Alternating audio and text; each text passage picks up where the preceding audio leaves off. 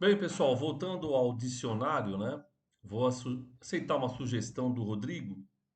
Apesar de já estar tinha começado até a letra J e eu tinha até voltado um para falar de novo de algumas outras coisas. Aí vou continuar na letra I, vou falar, né, sobre imperialismo e depois, no próximo vídeo, eu falo sobre as internacionais. No imperialismo existem autores anarquistas que condenam imperialistas? Bem, eu, enquanto geógrafo, conheço os geógrafos anarquistas que condenam imperialismo, né? Isso é muito claro tanto no Elisée Reclus quanto no Kropotkin. Então, se a gente for pegar, por exemplo, o Kropotkin tem um trabalho que é visto às vezes como educação, né? Aquilo que deveria ser a geografia, que no fundo é uma resposta que ele dá ao Halford Mackinder, que é um dos principais estrategistas britânicos, né? E que naquele momento está compreendendo a importância da geografia com uma ciência que pudesse capacitar tanto os industriais, os financistas, né, quanto os militares no processo de expansão do Império Britânico, porque o Império Britânico ele começa a ser colocado em xeque, né? Porque o que o Mackinder percebe? Ele percebe que sai da questão do mar as lutas e vão para a questão do território. Então ele percebe lá na no encontro da Europa com a Ásia, né? Da Rússia ali com a Alemanha, são os problemas que no futuro teria o Império Britânico. Então ele faz uma teoria a partir daí, e aí ele vai dizer, né, que a geografia deveria ser uma ciência voltada então para estratégias de combate, né? Combate comercial e combate político, né? Enfim, não é combate de ideias aqui que ele está pensando. Nesse sentido, o Kropotkin também tem uma resposta a essa proposta, né, do Mackinder. E nessa proposta ele vai então discutir a geografia no processo de popularização. E aí ele pretende demonstrar o quê? De que você não pode falar das sociedades que estão no processo de neocolonialismo como sociedades inferiores. Então, um dos primeiros autores, dentro do campo geográfico, e eu não sei se no campo científico, a usar as palavras inferiores sempre entre aspas, para demonstrar que eles não têm nada de inferior. Essa é uma visão ocidental. Inclusive, em vários momentos ele faz uma crítica ao quê? Olha, estão falando aí que os europeus vão para a África e para a Ásia para tentar civilizar, e o que eles levam? Eles levam bebida, eles levam fumo, você está entendendo? Eles levam vícios. Então ele fala isso. E aí você tem povos, né? Por exemplo, os chineses, né? A guerra do ópio basicamente é o quê? A guerra do ópio é a tentativa do Império Britânico forçar para que os chineses fumassem ópio. Por quê? Porque aí eles iam ganhar muita grana, né? E aí nessa guerra que tem Hong Kong que vem para o Império Britânico. E aí então ele está comentando, né, sobre esses ataques sistemáticos, né, dos países europeus na Ásia e na África.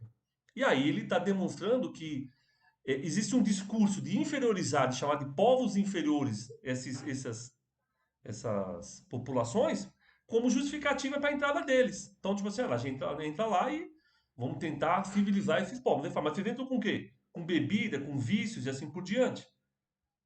Eles estão lá na forma de organização deles extremamente importante, né? Extremamente voluntariosa, né? Menos desigual. E aí vocês vão levar o que para eles? Como se tivessem alguma coisa muito melhor para mostrar?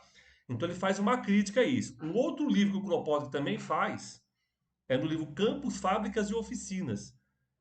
Né? Ele vai fazer uma discussão sobre uma nova divisão internacional do trabalho, inclusive ele cita o Brasil nesse livro, né? Demonstrando que os países que conseguirem, e aí ele vai citar o Brasil, México e Rússia, são países que se conseguirem não ficarem dependentes economicamente dos países que estão no processo de neocolonialismo, eles vão ter um desenvolvimento econômico, comercial, industrial melhor, e aí eles vão conseguir bater de frente com essas políticas.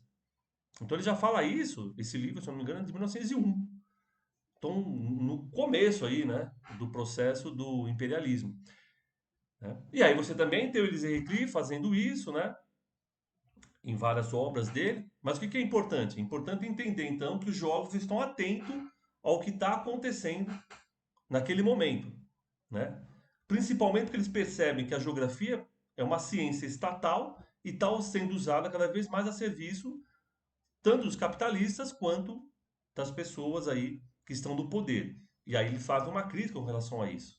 Por isso, eles vão criticar a forma que ela está trabalhando, sendo trabalhada nas escolas. E é por isso, às vezes, que acham que esse texto do Kropotkin, que deveria ser a geografia, é um texto apenas que tenha uma temática educacional, mas não só, ele é uma resposta ao Mackinder, né? Desse debate que se tem aí na Sociedade Geográfica de Londres, ok? Então, só para, né, comentar um pouco aí, o imperialismo é algo que teve uma preocupação. Se não fala, por exemplo, desse livro, Campos, Fábricas e Oficinas, ele vai mostrar dados dos países que estão sendo neocolonizados, né?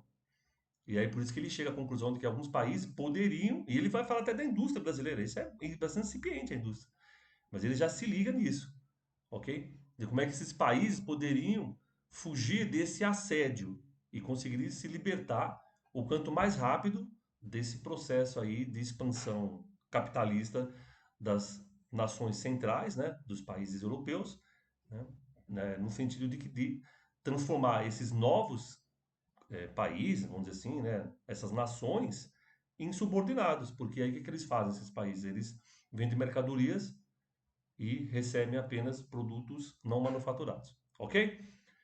Enfim, então era isso, né, que eu queria demonstrar aqui um pouco, né, falando do Elisée Reclus do Kropotkin com crítica ao imperialismo. Lembrando, só para terminar, né, o Elisée Reclus, ele vai fazer uma nova geografia universal, ele coloca o Brasil num tomo. Tal importância, inclusive ele vem ao Brasil fazer uma visita em 1893. Pouquíssimas pessoas também sabem às vezes disso, né? Se vocês entrarem lá na Biblioteca Nacional, entrar na revista Geografia, né, desculpa, do Boletim de Geografia do Rio de Janeiro, vocês vão ver lá um número dedicado ao Elisée Reclus, é o número de 1893, com altos elogios, né?